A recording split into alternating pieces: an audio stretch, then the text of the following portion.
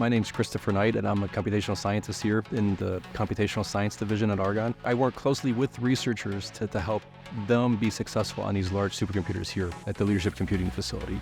Nowadays, with supercomputing, it's exciting and a little frustrating. It's exciting because we're standing up exascale computing resources, which are the largest in the world by far, but a little challenging for researchers who may not be that experienced with high-performance computing. It's not maybe immediately clear to them how to approach using one of these machines, and maybe they feel that this machine is not for them and for their science. I completely disagree with that. These are extremely powerful machines and extremely usable machines by folks in the community.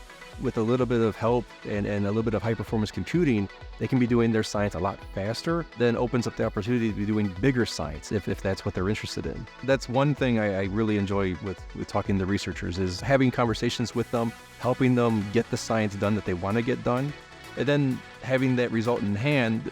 They're a little more relaxed, turning the focus of the conversations, well, this is the science that you were solving today, but what's the science that you really want to be solving? What are the approximations that you had to make in your calculations today? What is the physics that's missing? Maybe we can enhance the software that you're using to really solve the problem at the level of accuracy that you're interested in, and to really answer the questions that you're interested in. A GPU can be tremendous in accelerating science. One recent example, and this is a bit of an extreme case, this particular researcher's code, he had projected that it would take 14 hours to complete, just 12 lines of code with a few lines of changes to enable it to use the GPU. Nothing fancy. It ended up completed in 4 minutes, and the right answer. These are really the kinds of possibilities that might be there depending on how the code was originally written. Researchers may not stumble across those, but having that expertise here in CPS, taking a look at that code, there's lots of potential for these kinds of opportunities.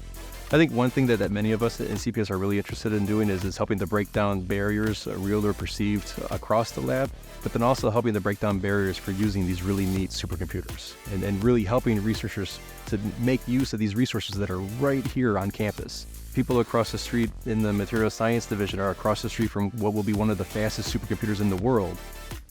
Let's work together and help to solve your science problems on this really big machine.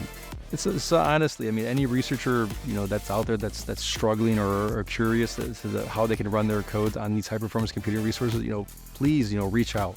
You can find my contact information on the CPS website here at Argonne. You can look around the website for other expertise that may be more fitting for your particular domain. Whoever it is that you reach out to, I really encourage you to reach out, because we're more than happy to help and have these conversations, especially if it's over coffee.